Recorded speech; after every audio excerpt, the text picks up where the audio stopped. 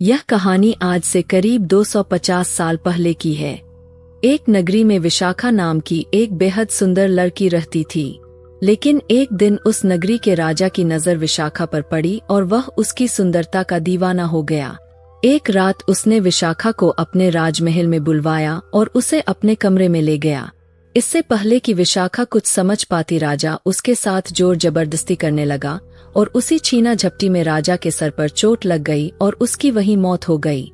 उस रात पूरी नगरी में यह बात फैल गई कि विशाखा ने राजा की हत्या की है। कुछ लोगों ने कहा कि विशाखा इंसान के रूप में एक चुड़ैल है जिसने उनके राजा की जान ले ली और इसी वजह से नगरी के लोगों ने विशाखा को जिंदा जला दिया। लेकिन विशाखा का जला हुआ शरीर एक तांत्रिक को मिला और उसे तांत्रिक ने अपने काले जादू से विशाखा को वापस जिंदा कर दिया। पर अब विशाखा पहले की तरह इंसान नहीं थी, बल्कि अब वो सच में एक चुड़ैल बन चुकी थी।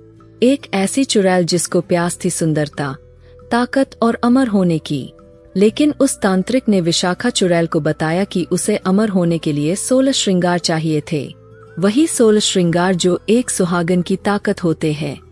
हर एक श्रृंगार की एक अलग ताकत है और उसको पाने के लिए उसे ऐसे आदमियों से शादी करनी होगी जो एक खास नक्षत्र में पैदा हुए हैं।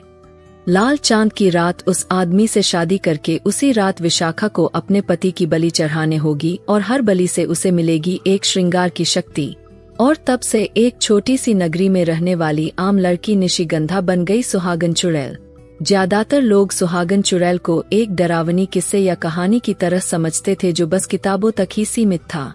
पर अर्जुन के साथ जो हुआ उसके बाद सुहागन चुड़ैल के होने या न होने का सच हमेशा हमेशा के लिए साबित हो गया।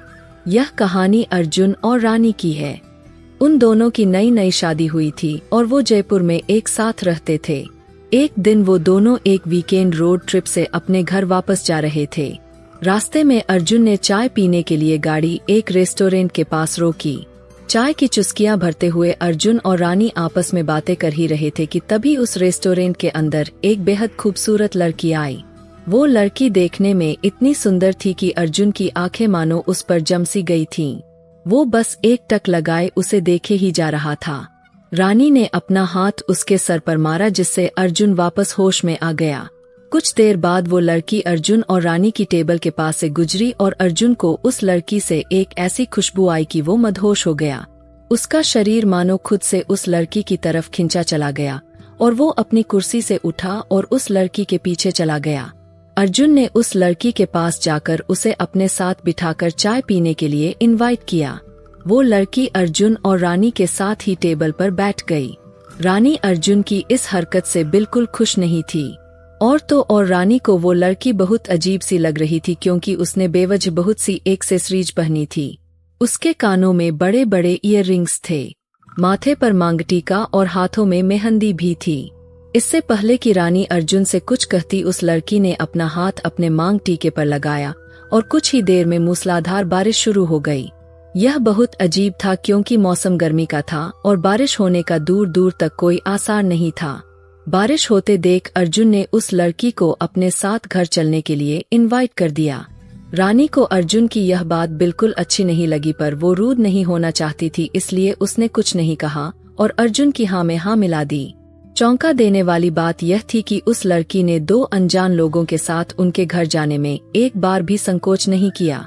घर आने के बाद रानी किचन में खाना बनाने चली गई और अर्जुन उस लड़की के साथ ड्राइंग रूम में बैठे बातें कर रहा था। लेकिन जब रानी वापस ड्राइंग रूम में आई तो उसने देखा कि अर्जुन और वो लड़की अब वहाँ है ही नहीं। तभी उसे अपने बेडरूम से एक अजीब सी आवाज आने लगी। रानी जैसे ही कमरे के नजदीक पहुंची तो उसने देखा कि अर्जुन अपने बिस्तर पर सो रहा था और वो लड़की पास की कुर्सी पर बैठी हुई अर्जुन को घूरे जा रही थी। लेकिन जब रानी ने कमरे में लगे शीशे से उस लड़की की रिफ्लेक्शन देखी तो उसके पैरों तले जमीन खिसक गई। रानी को शीशे में उस लड़की का चेहरा जला हुआ नजर आ रहा था। उसका भयानक चेहरा देखकर रानी का दिल दहल गया। उसे समझ नहीं आ रहा था कि वो क्या करे। तभी उस लड़की की नजर रानी पर गई और रानी को अजीब से चक्कर आने लगे। कुछ ही पलों में रानी बेहोश होकर नीचे गिर गई। कुछ देर बाद जब रानी की आंख खुली तो उसने देखा कि अब वो घर में बिल्कुल अकेली थी। अर्जुन और वो लड़की अब घर में थे ही नहीं। रानी बहुत ज्यादा परेशान हो गई और अर्जुन को बार बार कॉल करने लगी, पर अर्जुन ने उसका फोन ही नहीं उठाया। हार मानकर रानी बस पुलिस को फोन मिलाने ही वाली थी कि तभी उसकी डोरबेल बज उठी। रानी ने भागकर दरवाजा खोला और दरवाजा खोलते ही जो उसे दिखा उसे देख उसके होश उड़ गए। दरवाजे की दूसरी तरफ अर्जुन और वो लड़की शादी के कपड़ों में खड़े थे। दोनों के गले में वरमाला थी। अर्जुन ने रानी को बताया कि उसने उस लड़की से शादी कर ली है। रानी ये देखकर सुन पड़ चुकी थी। उसके दिमाग में सिर्फ उस लड़की का वो जला हुआ चेहरा नजर आ रहा था। अर्जुन रानी को वही खड़ा छोड़ उस लड़की के साथ बेडरूम में जाने लगा और तब रानी को दिखा कि उस लड़की के पैर उल्टे हैं। रानी को अब यकीन हो गया था कि वो लड़की एक चुड़ैल थी जिसने अर्जुन को अपने वश में कर लिया था। रानी को समझ नहीं आ रहा था कि आखिर वो अर्जुन को कैसे बचा सकती है। उसने जैसे ही पुलिस को कॉल करने के लिए अपना फोन उठाया, तभी उसे जोर से अर्जुन के चीखने की आवाज आई। रानी दौड़कर कमरे में पहुंची तो उसने देखा कि वो लड़की अपने असली रूप में आ चुकी थी। उस लड़की की बॉडी आधी जली हुई थी और उसका चेहरा बहुत भयानक दिख रहा था। वो जोर जोर से हंस रही थी। डर के मारे रानी की रूह कांप उठी थी। देखते ही देखते उस चुड़ैल के हाथों से मेहंदी निकलकर जमीन पर गिरने लगी और रेंगती हुई अर्जुन के शरीर पर चढ़ गई। उस चुड़ैल की मेहंदी ने अर्जुन को जकड़ लिया था। अब अर्जुन दर्द में चीखने लगा था, लेकिन रानी की आंखों के सामने उस चुड़ैल ने अपनी मेहंदी से उसे जान से मार दिया। इससे पहले रानी कुछ भी कर पाती, वो चुड़ैल रानी की आंखों के सामने से गायब हो गई और अब सुहागन चुड़ैल ने ऐसे ही आदमियों का शिकार करते हुए 15 श्रृंगार की शक्तियां इकट्ठी कर ली है। अब उसके अमर होने का सपना पूरा करने के लिए उसे चाहिए अपना 16 श्रृंगार और अब उसका अगला शिकार है वज्रगर के राजघराने का मोक्ष।